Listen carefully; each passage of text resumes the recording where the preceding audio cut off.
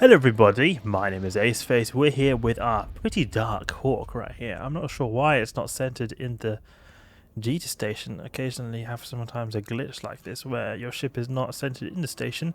But either way, we're going to be doing some Abyss runs, some T2. I'm thinking we can do the T2 Abyss in this solo hawk right here. I've previously used this ship here for T2 exotics. In some waves I did come quite close, particularly the Kikimora waves. I'm thinking, this is an idea, but we were doing T2 exotics before because I was thinking that, okay, it's going to go a bit quick, because the reason I did the T2 exotics is because exotic sites have reduced kinetic resist. The hawk gets a bonus to its kinetic missiles. I was thinking, okay, it's going to do extra damage there, it'll be faster. But it is also a bit safer to use dark sites, and I think that our time completion was pretty decent in the exotics, so it shouldn't be too bad in the darks. And the good thing about the darks is it increases our velocity, so we're able to get to targets quicker. This makes it so that we are able to do damage quicker. So in one way, okay, we're going to do less effective damage because of like no resist reductions, but on the other hand, we're going to get closer to our targets quicker and be able to do damage faster. And that's quite essential when you've got very close range weaponry like these rockets we've got right here. So that's something that I actually think that could be good, and we're going to test that out right here.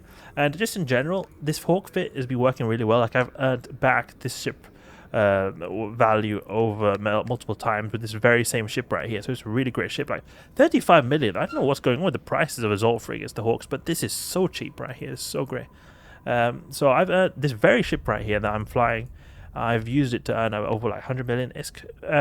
That's T2 exotics though. We should try T2 darks, because I think it might be a bit of a safer experience. So we've got some dark filaments in right here. Let's get to work. I'm going to switch out my clone and perimeter real quick. I've got any halcyon boosters. They're always good to have. They'll provide some basic boosts. Your daily basic boosts. Perimeter. Have we got anything? No, we've not got anything in the redeem queue. Now, this fit right here is pretty cool. If you've not seen my previous video on it, it's like a hybrid fit, focusing on using the shield boosting capabilities. The hawk has pretty good like natural shield boosting, but also I'm giving it a decent buffer with the shield extender over here, because I was just able to fit it, and it gives us a buffer and still a decent amount of passive regen. So it's overall a pretty tanky ship, and we're cap stable after all this. So EM shield amplifier, pretty cool ship right here. I like it a lot. The main thing I didn't like previously in our testing was just that the Kikimora waves kited this thing to death, and it wasn't a nice experience. It would be nice to be able to use the 1MN Tech 2 Afterburner. That would be a nice upgrade. Power grid is a bit of an issue though. If there's any way we can get more power grid, that would be really nice. Maybe if we go with a clarity ward? A small clarity ward?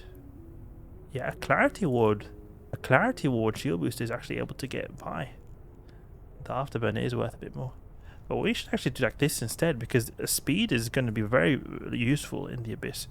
Shield boosting 31 versus 37. We do have get a lot less shield boosting, so not sure if it would be worth it, but serious thing to consider, because we do lose a lot of speed, and since speed was an issue before, it could be good to have as much speed as we can now to improve upon what we had before. Let's go to this station right here. Let's go to this clone right here. So I'm thinking right here, would say, okay, it's no without the high grade crystals we had before. So if we go a small shield booster, small clarity ward, 20 versus 24, 4 HP a second. Is that worth the extra 40 meters a second that we get here with the 1MN afterburner? I wonder if it is or if it's not. It does cost 1 million extra. But on the other hand, we do lose a bit of value from that shield boost as well. So I'm wondering, are those 4 extra HP points worth it, or is the speed worth it? You know what? Let's try going with extra speed. I think that's a better idea. Warp drive active. And there's no other way we could perhaps get a better. There's no way we can perhaps get any better other modules or more power grid somehow. Compact EM shield amp. Maybe if we go with a small shield booster.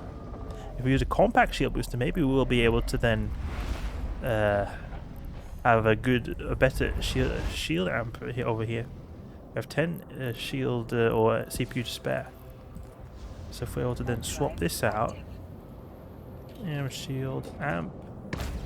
Oh yes, we are actually. 58 versus 56. It's not a big difference though. It's not like, whoa, look at that, we've got a big difference now. But it's nice to see. It is nice to see. And to be honest, it could be worth it when you're up against in the dark sites. The main damage there is going to be from Cinnamon waves or EM based NPCs. I think it could be an option actually. We can just swap around this right here. EM shield amp. What about Dread Guristas? That's 4 million, so it is a bit of ISK right there. Go to this compact one then. So we've got compact, tech 2 afterburn, and tech 2 EM shield amp. We could perhaps go for multi-spectrum, but we'll use too much capacitor. Like, look here, we can remove this. Compact multi-spectrum. Enduring maybe? No. Compact multi-spectrum would be nice. But to be honest, we don't need the other resist profiles. Maybe the explosive, but the EM shield amp is really important with how low EM resist we naturally have. So we'll actually change the fit right here. Hawk. Fit to active ship. Buy modules. Let's go. It's still cheap. Not as cheap as it was before, but it's still cheap. So basically we've got less shield boosting capabilities, more EM resist, and a slightly faster ship. I think that'll be very beneficial in the dark side. Form fleet width. Use agitated dark. Need to wait a bit for the session timer. So we've got Scourge Rage Rocket. We'll start out with that. Kikimora. Oh, the exact wave which I did not like. Okay, let's get down to business. See if we can get in close if it's possible without getting absolutely popped. Oh, they seem to be wanting to keep range. Maybe we can go to the buy a bit of cash. Land some volleys. Okay, now I'll go for the Kikimora. So this is great. So now he's not able to kite me like the little scrub because he's like wanting to get in range so he can do damage to us. So not only is it easier for us to get in close because we're faster, but also that he wants to get close. Okay, now never mind. He's going really far away now. He wants to get in close because he is going to be doing a lot less damage at range. Like, or he will not be able to hit us if he's at range. We're just gonna want to approach this guy. I maybe should have used explosive missiles as well because I think against these guys it might be better to go with explosive even though it does less DPS. He's not able to hit anything really. He's that bad. Got orbit here. 5,000 maybe. A long time to get through this guy. Then we'll go for the Drekovac afterwards because the please don't go out of range. Please don't go out of range. Please no. Please don't go out of range. Oh, please no. He's just, I hate it when they're just about to die and then they just go out of range. Okay, need to go for Drekovac now because he's got medium armor repair. He's providing a lot of remote reps and he's also not in full armor, so we can get him before he's able to repair a bunch. So we can orbit him at like 500. Alright, these waves, these sites will take a bit of time because, I mean, we're in a frigate doing T2 sites, not the fastest types of abyss, especially when you're in dark, where there's not like a reduced resist. So battleship waves, for example, will take a bit of time, but it should be alright. Should be alright. We don't need to use the shield boost anymore. That felt really great. Like, it was a lot better. If you watch a previous video I made, I can't remember what it was called, but it was one of the videos where I tested out this rocket hybrid hawk that we're using right now. And I had such a big problem. I almost died when I was up against a Kikimora in an exotic site because there the Kikimora was just keeping range. I was not able to get close. He was just, I was not able to do damage and I was just getting absolutely annihilated. I had to overheat myself to death and I had all my structure really low HP. It was horrible. Okay, I can now go for the transfer conduit. This Dama I think is going to follow us to the transfer conduit. Yeah, he's following us. That's good. And these volleys. It's great when they follow you when you want them to follow you, because then you don't have to like constantly keep them ranged. You can go where you want to go, like, which is the transfer conduit. Because he's going to have a tiny range. Dynamics naturally have really tiny ranges. When you're in the dark side, they have even tinier range. They're just always going to want to follow you. Which is a good thing if you want to kill them. It's a bad thing if you want to keep range. You can't get away from them. What do we have here? A bunch of Dynamics. Doesn't really matter which one we go for first. Just go for the first best one, because these are anchoring, so we don't have an MWD. This one maybe.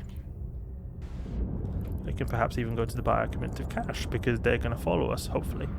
Sometimes they decide, okay, I'm not going to follow you, even though I said before that, okay, they tend to follow you, but they can sometimes decide, oh, you know what, I'm going to orbit you at like 15, 20 kilometers, and then you can't hit. But here seems like they're in a really nice range. Oh no, please don't go farther than 10 kilometers.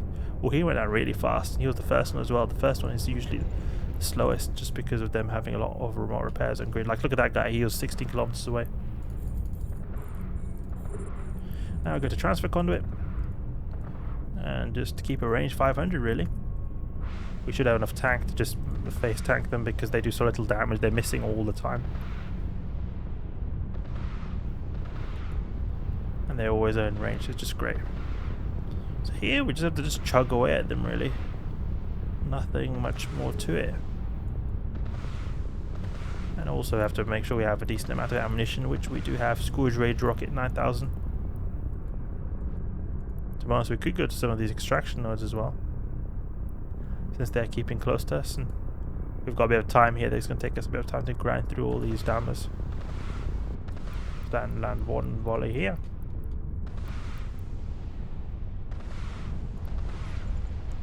Like that. 350k, not that much. Go to the transfer conduit and keep a range 500. Well, I can definitely feel it is a bit slower to get through NPCs compared to the exotic sites. Partially because of the resist, mainly because of the resist reduction not being here, but also I think it could have something to do with that they're going quicker as well. In the dark side, you increase the range of the velocity of the NPCs, so it could be that we're getting slightly less application than we otherwise would be. But we're doing damage pretty quickly, which is a great thing, because time to deal damage is a factor to take into consideration as well. I'm not doing any damage to this guy. I need to maybe approach him, because he's not getting any damage applied to him. Maybe he's just going too fast for my missiles to keep up. Okay, maybe we shouldn't stay still. It's not a good idea to stay still. Like, this is still a learning process for me. Learning new things about the Abyss all the time. Maybe it's just good to approach. Seems to still be able to keep a decent range, even though we're just approaching. Oh, he's going 3 kilometers a second. That's really quick. Popped. Okay. 2 Dynamics left. It feels like a lot of these missiles are not hitting, really. It's going too fast that they're able to outrun my missiles. That's a bit annoying. That's the downside of the dark side, because they're going so fast they're able to outrun my missiles. That's why a lot of them probably feel like they're not hitting properly. Next room. Pretty slow right here. I average like a little bit under 5 minutes each run. I mean, I know we're doing T2 Abyss in the frigate solo, but yeah, especially darks, but it feels like I would have liked it to be a bit quicker in an optimal situation. Take out this Dama. I would want to take out this Dama, but actually we'll take out the Vedmak after the Dama. Maybe he's not going to get too much remote repairs. Let's go for this guy, this cache over here. There we go. Now I'm going to go for the Vedmak, because he actually is a bit more deadly than the Damas. He can do damage if he hits, and also he has actually a medium remote arm repair, so he's going to remote repair his friends a lot more than they otherwise would be. Just take him out, no problem. I mean, I barely use my shield booster at all because we're so good at dodging stuff here. It's really great when you're going hybrid style. Such a big buffer. Maybe I should approach him. I just want to make sure I'm hitting all my missiles. It's annoying when you're not hitting anything. Maybe orbit 500 just so we keep transversal up a bit. Pretty smooth, pretty AFK-able, to be honest. I worry most about the Sancha and the Cinnabels. Otherwise, it should be really smooth. Like, this is a dirt cheap fit right here. Should be able to earn its worth back in just like under an hour. Wouldn't surprise me if you're able to earn it under an hour. Yeah, you should definitely be able to earn this under an hour because you can earn some decent ISK from T2 Abyss actually. I think what we've got right here is a bit on the low side. Well, I don't know, not really. I mean, 10 million is still decent. And we could have got more if we went for extraction nodes as well. So 10 million. Fierce Gamma is contributing to it a bit. Quite happy about that. So it's going really smoothly. The thing is, this is what I like it. It works really well, it seems, and it feels very safe, exactly as I thought. Like T2 Exotic, I feel it might be a bit faster just because of the resistance reduction, but Darks, I feel like they're a lot safer. You're reducing the optimal range of the enemies. Oh, we're just going completely in the middle of nowhere. We shouldn't go here. Well, we can go for this extraction node if our walk wants to go there. But the thing is, in the Darks, it's a lot safer, I think, but it's also slower. It feels a bit slower, and especially in the battleship waves, it will be slower because there you don't really worry about tanks so much. You just caring about pure DPS. You're not really caring so much about, oh, how long will it take me to get there? Well, I guess you do a bit, but like stuff like Kikimoras, for example, you want to make sure you get there close and quickly so you can just get them taken out quickly before they're able to like pull range or anything like that. Here it's going to not be any like resist reduction, and it might be a bit slower in Rogue Drone Overmind. That's the thing I worry about a bit. Also a bit the Lucid Deep Watches, I think they'll be a bit slow. But at the same time, it might be good, like say you have Charybdis Tyrannus, you're just able to get onto Charybdis Tyrannus really quickly. We'll see, but I think it'll go good. I think it'll go good. And we can maybe pack some explosive missiles if it actually mathematically is better to do them over kinetic missiles against the Triglavians. And that last wave was a bit quicker than the previous ones because it was under 5 minutes by quite a big margin. So it's pretty good right there. The Hawk seems to be pretty safe in the dark side, only issue is a bit slow. But so far it seems to be working well. For a really cheap ship, it is really great to see something that works so magnificently. Obviously I need to test it against more spawns, but I have high hopes for this fit right here. Hope you guys enjoyed the video. If you did, please leave a like and subscribe. I'll catch you guys later.